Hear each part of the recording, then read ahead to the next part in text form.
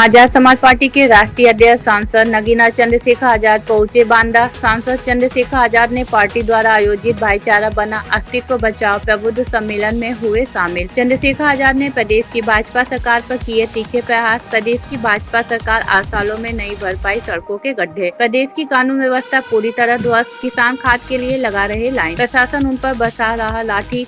राहुल गांधी ने तो वोट के मुद्दे को आज उठाया है। हम पिछले 1.5 सालों से इस मुद्दे को लगातार उठा रहे हैं। प्रधानमंत्री नरेंद्र मोदी और उनकी विदेश नीति पर किया कटाक्ष। आजाद समाज पार्टी की सरकार अगर उत्तर प्रदेश में बनती है तो हर घर तक सुख सुविधा पहुंचेगी। सबको स्वाभिमान और सम्मान का जीवन मिलेगा। रोटी कपड़ा और मकान, सुरक्षा और रोजगार सबको मिलेगा, यह गारंटी है आजाद समाज पार्टी की, बोले चंद्रशेखर आजाद। शहर के एक मैरिज हाउस में पार्टी कार्यकर्ताओं को संबोधित करने के बाद सांसद नगीना मीडिया से हुए रूबरू। कार्यक्रम के बाद नगीना सांसद आजाद समाज पार्टी के राष्ट्रीय अध्यक्ष चंद्रशेखर आजाद ने सर्किट हाउस पहुंचकर पार्टी कार्यकर्ताओं और नेताओं के साथ की बैठक में चंद्रशेखर आजाद ने 2027 विधानसभा चुनाव में पार्टी की जीत का मंत्र कार्यकर्ताओं को दिया। चंद्रशेखर आजाद रात 8 बजे संपर्क क्रांति ट्रेन से दिल्ली के लिए हो जाएंगे रवाना। बांदा से सुनील यादव की रिपोर्ट। आजाद जी जिंदाबाद, जिंदाबाद, जिंदाबाद, आजाद जी जिंदाबाद, जिंदाबाद, जिंदाबाद। पैमाने पर अत्याचार हो रहा, कहीं बुलडोजर चलता है, कहीं हाफ इनकाउंटर होता है, कहीं उनके नेताओं को मार दिया जाता है और उनके दर्द को कोई पूछने वाला नहीं। नेताओं को तो उनको अपने बाजू में बिठाने में भी, अपने स्टेज पे बिठाने में भी तकलीफ होती। कहीं उनकी मस्जिदों को, कहीं दरगाहों को, कहीं खानकाहों को, कब्रिस्तानों को खुर्द-बुर्द किया जा रहा, उनसे छीना जा रहा। मैं आपके माध्यम से गांव-गांव तक ये बात पहुंचाना चाहता हूं भाइयों बहनों कि आप लोग गांव-गांव में जाके कहना कि हम न्यायवादी लोग, हम अम्बेडकरवादी लोग। एक बार वो हमारा साथ दें, उनके ऊपर अगर कोई अन्याय की लाठी खड़ी हुई होगी तो उसका मुकाबला करने के लिए हम सब लोग उनके आगे खड़े होंगे।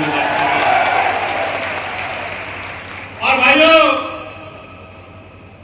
मैं तो धन्यवाद दूंगा नगीना के लोगों का, तमाम जाति धर्म के लोगों का, जिन्होंने मुझे अवसर दिया।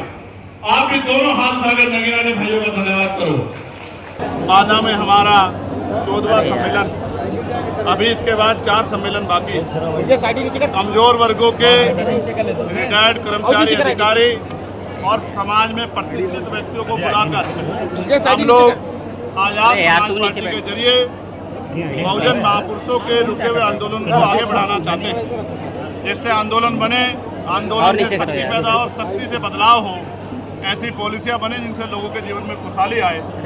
और आज ये 14वां सफल सम्मेलन बांदा में हुआ है। मेरा विश्वास है कि बाकी सम्मेलन जब खत्म होंगे तो आजाद समाज पार्टी ग्रामीण क्षेत्रों में अपनी पकड़ को बहुत मजबूत कर चुकी होगी। ये एक तरह की समीक्षा भी है जिसमें बूथ सेक्टर का संगठन कितना तैयार हो गया है और उस संगठन के जरिए किस तरह से भाईचारा पैदा करके इस अस्तित्व बचाने की लड़ाई को मजबूत किया जाना है। आज उत्तर प्रदेश में किसी भी गांव में आप चले जाओ, सड़कों का हाल बुरा है। सरकार 2017 से कहती गड्ढे भरेंगे, 25 आ गया, 8 साल में गड्ढे नहीं भरेंगे। आप जाओ किसी भी जिले में चले जाओ, घरों के ऊपर से 11,000 की लाइन जारी है। हर महीने सैकड़ों लोगों की जान जिलों में जाती है, सरकार कोई संज्ञान नहीं लेती। आज तमाम तरह से कानून व्यवस्था ठप हो गई है। किसान लाइन में लग रहे हैं यूरिया के, डीएपी के लिए, उन पर लाठियां बरसाई जा रही हैं, कोई सुनने वाला नहीं है। और जिस तरह से आउटसोर्सिंग पे जो कर्मचारी हैं, आशा आंगनबाड़ी बहनें हो, बहुजन माता बहनें हो, पीआरटी होमगार्ड के जवान हो, ग्राम पंचायत सहायक हो, रोजगार सेवक हो, वो वेतन वृद्धि के लिए आंदोलन कर रहे हैं, उनकी सुनवाई कोई नहीं हो रही है। इन तमाम मांगों को लेकर हम लोग पार्लियामेंट में से लेकर सड़कों तक लड़ाई लड़ रहे हैं। अब उत्तर प्रदेश में भी गांव-गांव जाके हम लोगों को इस आंदोलन से जोड़ना। 13 दिन से लगातार विपक्ष के नेता राहुल गांधी वोट चोरी को लेकर के बिहार में यात्रा कर रहे हैं, इस पर क्या कहना है आपको? नहीं, देखिए, बड़ा मुद्दा है वोट। बाबा साहब ने तो जब वोट का अधिकार दिलाया था तो कहा था कि आज मैंने रानी का पेट चीर दिया है, अब राजा बैलेट बॉक्स से तैयार होगा, अपनी वोट से तैयार होगा। वोट को लेकर लोगों के अंदर बड़ा गुस्सा है। किसी भी प्रकार का अगर वोट पे सवाल खड़ा होता है, जनता में आक्रोश होता है।